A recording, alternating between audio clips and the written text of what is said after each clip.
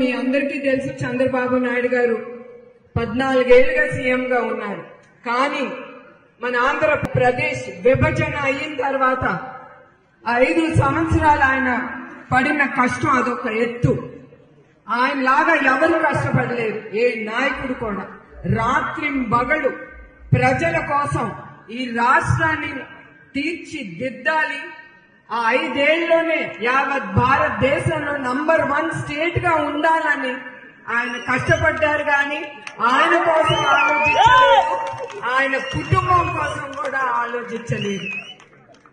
అట్లాంటి మనిషిని 53 రోజులు రాజమండ్రి జైల్లో నిర్బంధించారు. అది వాళ్ళు పిచ్చిదనం గాని ప్రజలు ఎవరూ నమ్మలేదు. అందుకే ఏ నాయకుడికి కూడా రారు.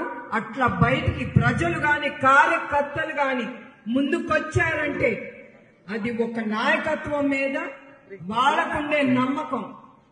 నేను కూడా ఎప్పుడు అనుకోలేదు, ఎప్పుడు నేను ఇంకా అనేదాన్ని ఆయన్ని మీరు కుటుంబాన్ని పట్టించుకోవట్లేదని. అది చూసి నాకే ఆశ్చర్యం వేసింది. ప్రజలు ఆయన రాత్రింబగళ్ళు వాళ్ళ కోసం పడిన కష్టం మర్చిపోలేదు. ఒక నాయకుడి కోసం ఆయన ప్రజలు ముందుకొచ్చి ఆయన కోసం పోరాడుతున్నారని. ప్రతి ఒక్కరికి ఆ సమయంలో చంద్రబాబు నాయుడు గారి కోసం పోరాడిన ప్రతి ఒక్కరికి పాదాభివందనాలు. అదే కాకుండా ఆ 5 ఏళ్లు ఆయన మన రాష్ట్రాన్ని అభివృద్ధి చేయటానికి ప్రతి వర్గానికి ఆయన చాలా ఆలోచించి చాలా పథకాలు తీసుకొచ్చారు. ఆయన ఎందుకు తీసుకొచ్చారు? ఆ వర్గానికి ఏమి చేస్తే ఆ ప్రజలు సంతోషిస్తారు, అదే కాకుండా వాళ్ళు లబ్ధి పొందుతారు. దాంతో పాటు మన రాష్ట్రం కూడా అభివృద్ధి చెంది ముందుకు వెళ్తుందని, అది ప్రజలు సంతోషంగా ఉండాలని ఒక్కొక్క పథకం ఆయన ఆలోచించి అది ముందుకు తీసుకెళ్లారు. అట్లానే మీరు పోలవరం, అది మనం ఎప్పుడు మర్చిపోలేవు. 72% అయ్యింది ఆయన సీఎంగా ఉన్నప్పుడు. దాని తర్వాత ఇప్పుడు వరకు దాన్ని పూర్తి చేయలేదు. అది అయ్యుంటే సరే, తెలుగుదేశం కార్యకర్తల మీద వాళ్ళకి ఉండొచ్చు ఖర్చ, కానీ ప్రజల మీద ఏంటి వాళ్ళు చూపించేది? ప్రజల గురించి కూడా ఆలోచించకుండా అన్ని పథకాలు ఆపేసి వాళ్ళ జీవితాన్ని నాశనం చేసి అంధకారంలో పెట్టింది ఈ రాక్షస ప్రభుత్వం. మీ అందరికీ తెలుసు, ఈ 5 ఏళ్లు ఏమైనా ఒక అభివృద్ధి తీసుకొచ్చిందా ఈ ప్రభుత్వం? మీరే చెప్పండి. ఒక్క పరిశ్రమ తీసుకొచ్చిందా? మీరే చెప్పండి. అదే చంద్రబాబు నాయుడు గారు అయితే నా సొంత కళ్ళతో చూశాను. ఒక్క పరిశ్రమని రాష్ట్రానికి తీసుకురావాలంటే అది చాలా కష్టం. వాళ్ళని నమ్మించి తీసుకురావాలి.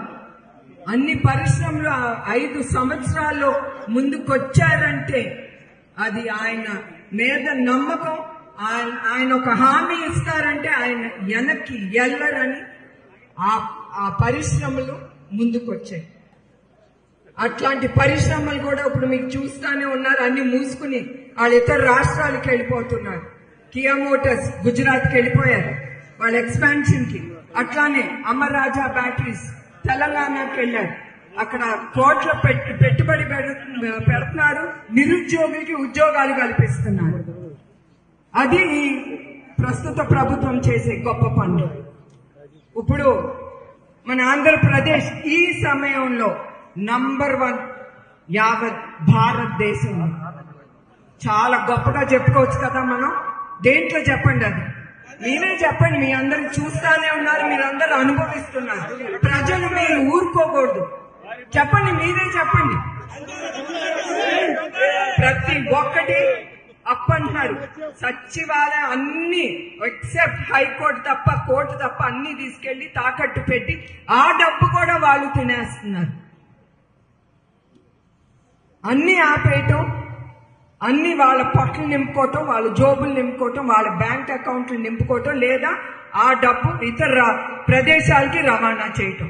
అదే చూసారు మీరు, గంజాయి, శాండ్ మాఫియా, కల్తీ మద్యం, ప్రతి ఒక్కటి వాళ్ళు ఇదే పని. గంజాయి యువకులకి అలవాటు చేస్తున్నారు. యువకులు మన దేశాన్ని ముందుకు తీసుకెళ్లాలి, మన రాష్ట్రాన్ని. అట్లాంటి యువకుల్ని వాళ్ళ జీవితాన్ని నాశనం చేస్తున్నారు ఆ గంజాయికి అలవాటు చేసి. దాని తర్వాత అక్కడితో ఆగట్లేదు, అది మళ్ళీ మన ఇంట్లో ఉండే ఆడబిడ్డలకి అలవాటు చేస్తున్నారు. మీరు అందరూ అది గుర్తుంచుకోండి. ఎవరో ఒక ఆడబిడ్డ రేప్ చేశారు, అయిపోయింది, అది వాళ్ళది, మంది కాదు అనుకోబాకండి. రేపు అదే మన ఇంట్లో ఆడబిడ్డకు అవుతే మన పరిస్థితి ఏంటి అనేది మీరు ఆలోచించాలి. ఆడబిడ్డల్ని అలవాటు చేయటం, వాళ్ళని నిర్బంధించటం, అరాచకాలు చేయటం